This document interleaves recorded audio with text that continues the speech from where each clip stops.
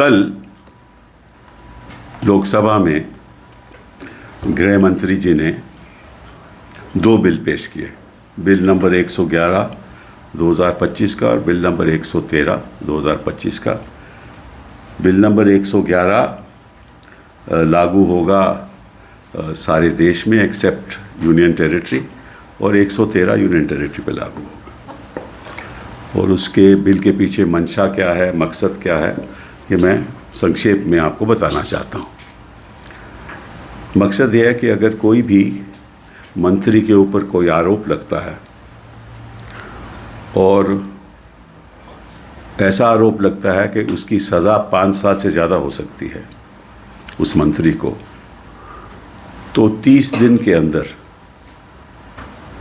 उस मंत्री को इस्तीफ़ा देना पड़ेगा।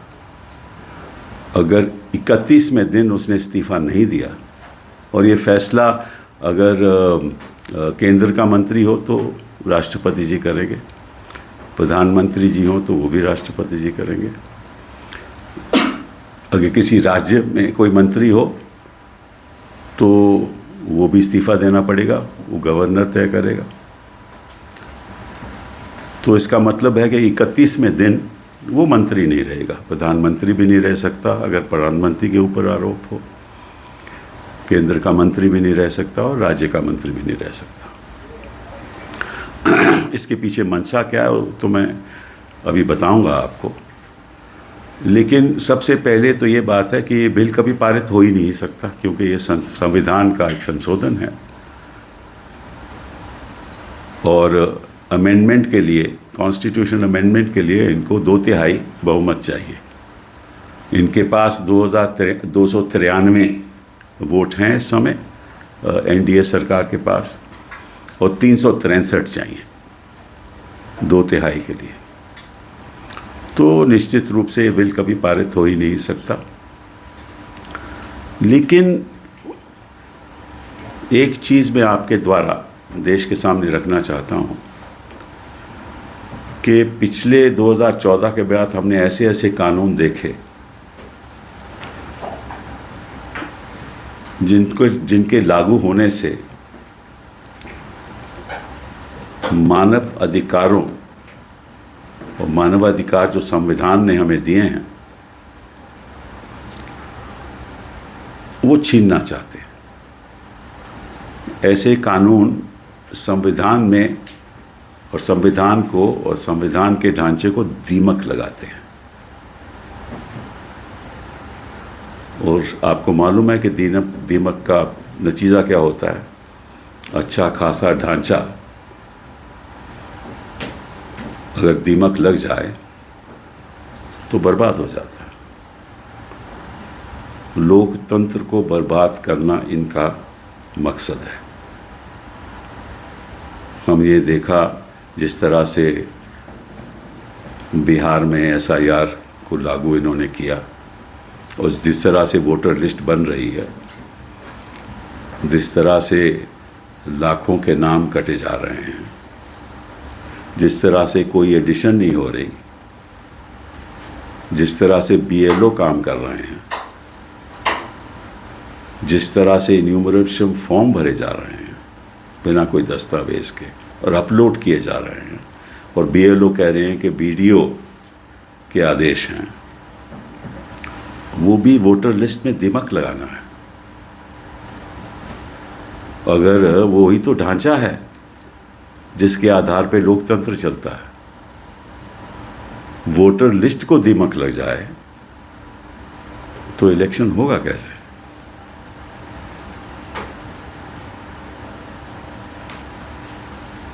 तो इनकी मंशा क्या है? आपको मालूम है कि भाई जैसे ही कोई एफआईआर होती है तो मंत्री के खिलाफ होती है तो तुरंत या तो सीबीआई उसको गिरफ्तार कर देती है, और सीबीआई अगर न भी गिरफ्तार करे तो उसी बीच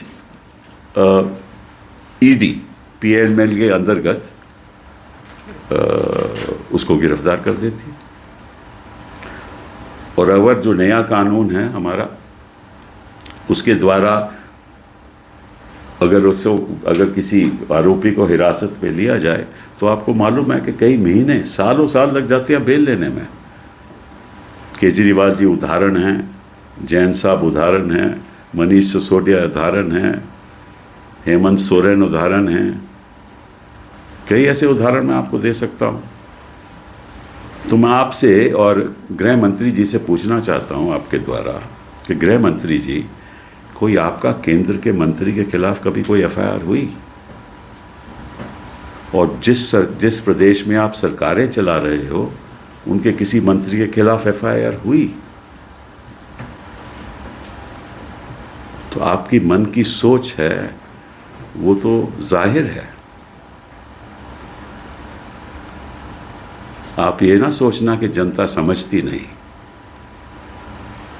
कुछ लोगों को गलत फहमियाँ होती हैं कि वो सत्ता में रहेंगे और रहते और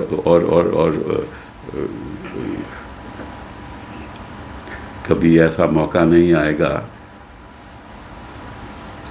कि कोई और सत्ता में आ जाए।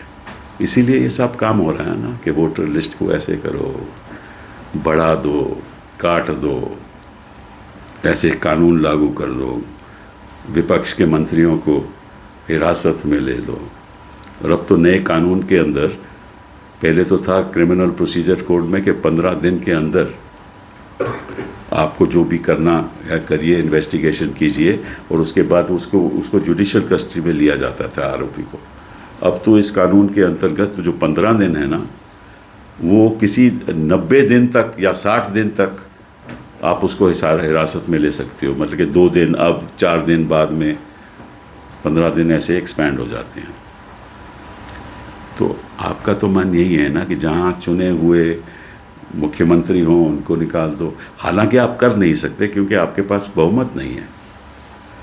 और आप कोशिश कर रहे हो कि जो मामला बिहार में हो रहा है, जिस तरह से जो जनता अपना रोष दिखा रही है और जिस तरह से राहुल और तेजस्वी की मीटिंग्स में जनता सुनना चाहती है कि क्या हो रहा है, तो उसको भी आप डाइवर्ट करना चाहते हो कि किसी तरीके से आपको मालूम है कि कानून कभी लागू हो ही नहीं सकता, फिर भी लाना है।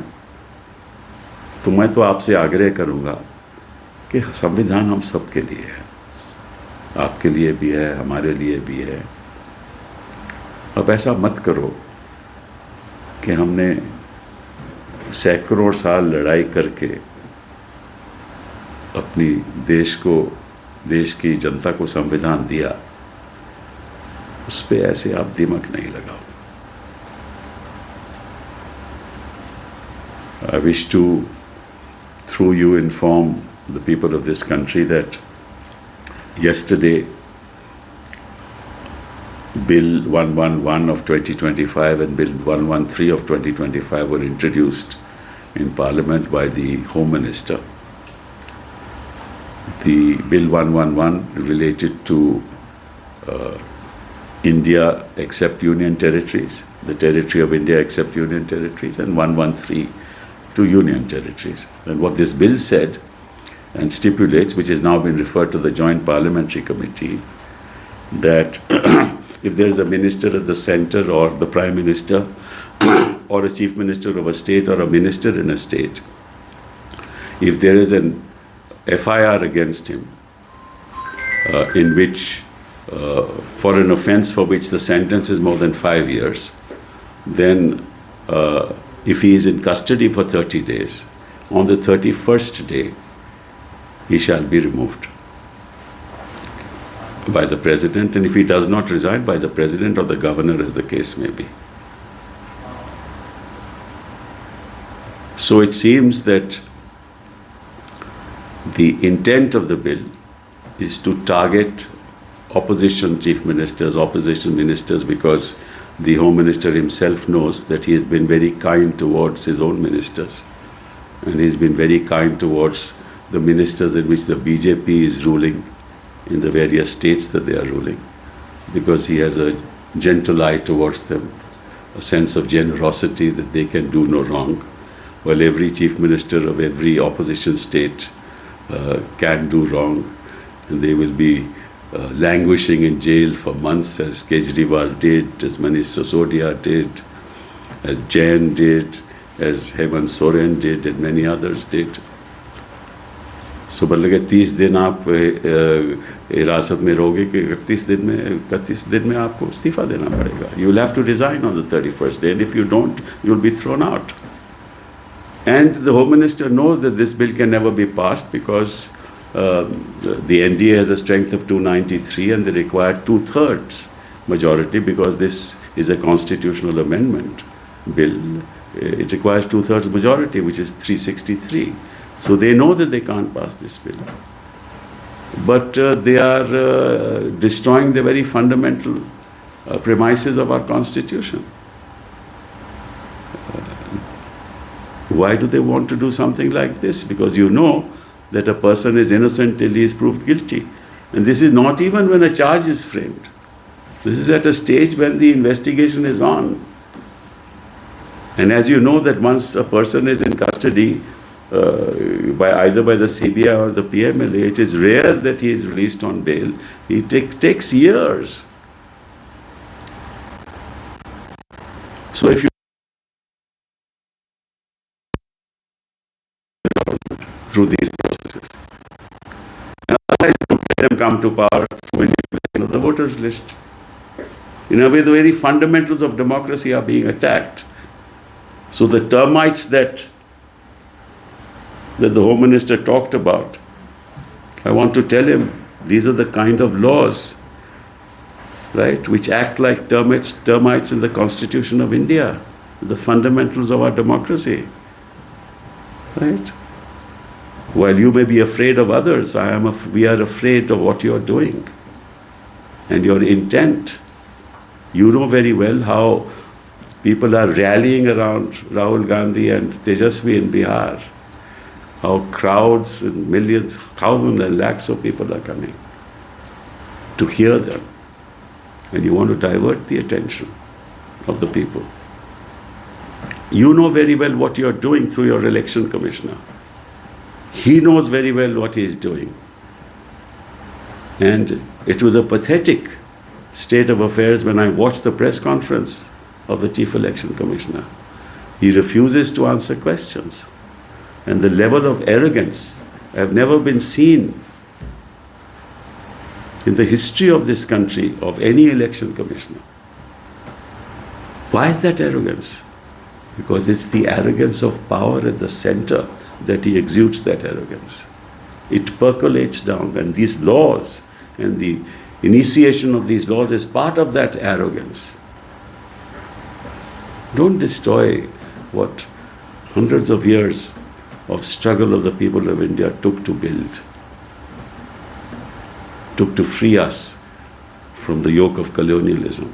Don't destroy that through these actions which no reasonable person in government will ever take unless his mind is focused on destroying democracy itself. Thank you very much.